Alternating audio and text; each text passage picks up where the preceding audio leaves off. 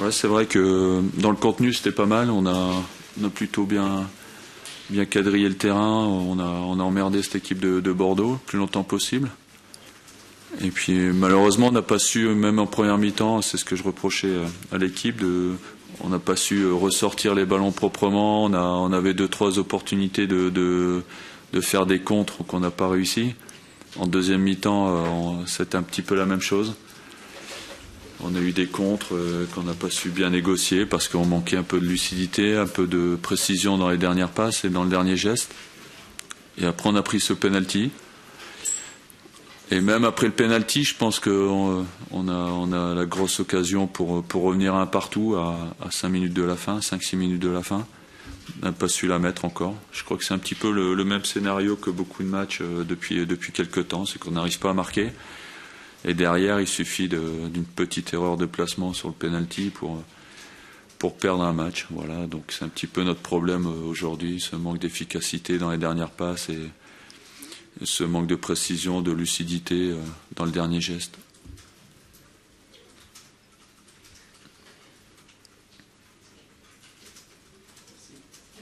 C'est bon ? Ouais. Il a une fracture du petit doigt. Ouais. Bonsoir. Ça attaque bien.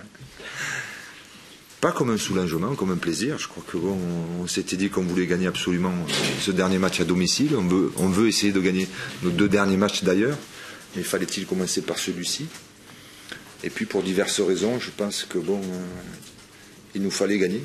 Donc ça a été fait dans la difficulté, mais ça, on l'avait plus ou moins prévu, puisque bon, depuis 1 mois et demi, en ce qui nous concerne, rien n'est facile. Donc même les matchs à domicile contre une équipe soi-disant un peu démobilisée, on a vu que c'était dans la difficulté.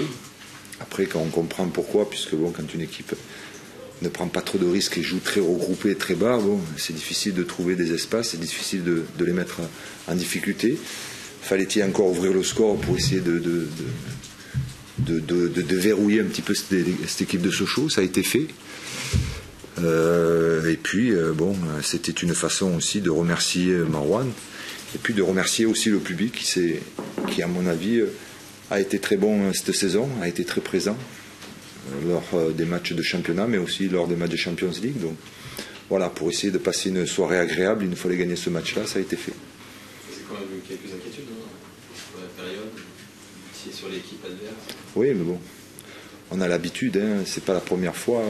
Même dans notre période très faste, on arrivait des fois à ne pas ouvrir le score parce que justement on butait sur une équipe très bien regroupée et des fois même on a pris des buts en contre. Donc la satisfaction d'aujourd'hui, c'est d'essayer d'avoir toujours essayé, même si c'était difficile parce que physiquement je crois que l'équipe de Bordeaux comme l'équipe de Sochaux, puisque j'en ai discuté avec l'entraîneur de Sochaux, comme toutes les équipes si j'ose dire, en cette fin de saison qui a été très éprouvante, les joueurs sont fatigués et donc pour créer du jeu c'est quand même plus épuisant, plus fatigant que de défendre.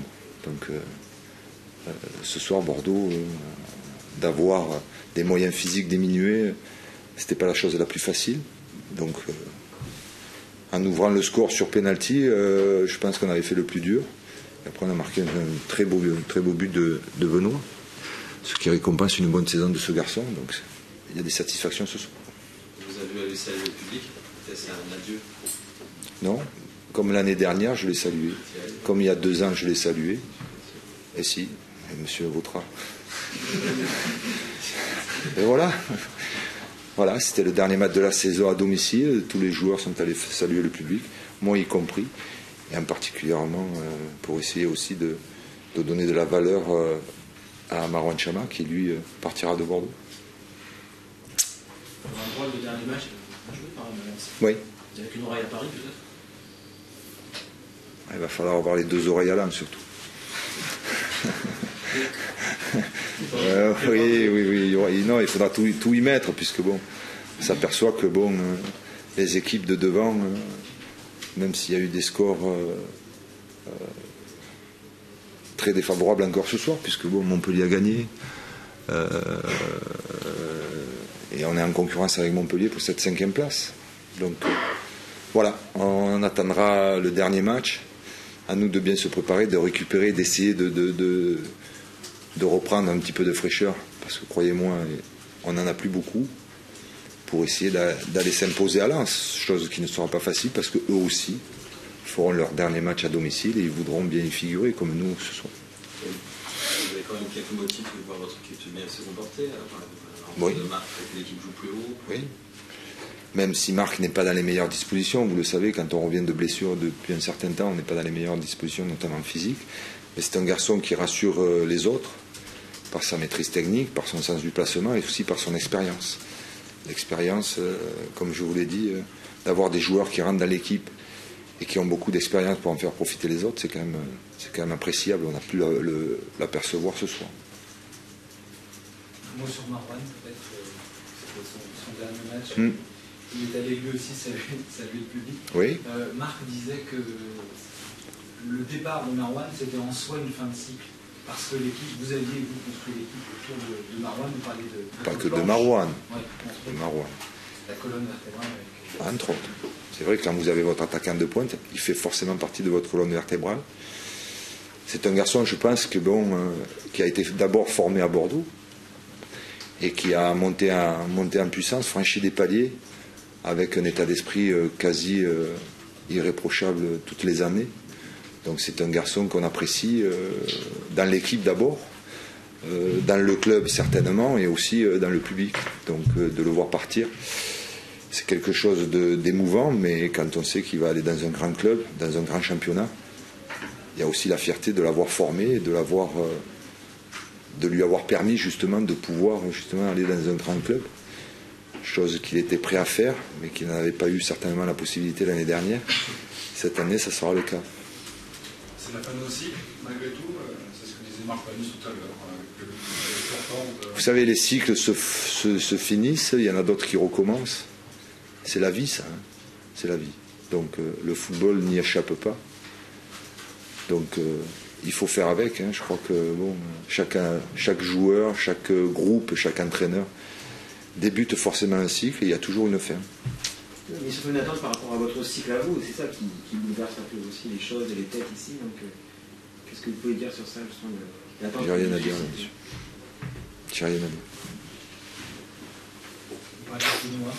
Pardon? Vous parlez de Benoît, oui. Ce très beau but qui marque. Oui, c'est un garçon vraiment très intéressant qui lui aussi a été formé à Bordeaux et qui est en train de franchir des paliers importants.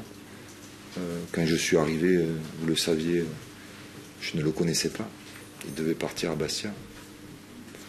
Mais je crois que lui aussi, chaque année, et puis cette année en particulier, il a fait une saison vraiment très pleine. Je crois que c'est un des joueurs, sinon le joueur que l'on a le plus utilisé dans le championnat. Et il a été rarement absent. Et je pense que ce but-là, chez lui à Bordeaux, lui fait d'abord du bien et aussi une bonne récompense pour lui. Ça pourrait être votre coup de cœur, parce qu'on demande aux entraîneurs de Ligue 1 leur coup de cœur dans une liste des 23, ce superbe jeu du sélectionneur. Ça pourrait être votre coup de cœur dans une liste des 23 d'équipe de France partant au mondial. Je crois qu'il fait partie, il s'affirme comme l'un des meilleurs arrière-gauche du championnat de France. Et vous savez que la sélection n'est pas uniquement que dans le championnat de France. Donc à ce poste-là, vous le savez aussi bien que moi, il y a beaucoup de concurrence et il faut y faire face. Donc il est en train de progresser, il est en train de s'améliorer, il y a encore une marge de progression intéressante puisque c'est un jeune joueur. Donc il faut qu'il soit dans cette lignée de s'améliorer chaque saison. Et je pense que c'est ce qu'il fera parce que c'est un garçon très professionnel et c'est vraiment devenu un joueur majeur de cette équipe de Bordeaux. Pour certains joueurs, une saison satisfaisante pour l'équipe, les objectifs pas forcément atteints du coup avec une qualification européenne. La déception? Oui. La déception est d'autant plus importante dans la mesure où on a fait une première partie du championnat à mon avis très très bonne. 43 points, c'est pas facile à les prendre. On s'aperçoit que même Marseille, avec la deuxième partie du championnat, qui est assez comparable à ce que l'on avait fait notamment l'année dernière, mais à ce qu'on a pu faire nous aussi en début de saison, on peut s'apercevoir qu'ils ne prendront pas 43 points.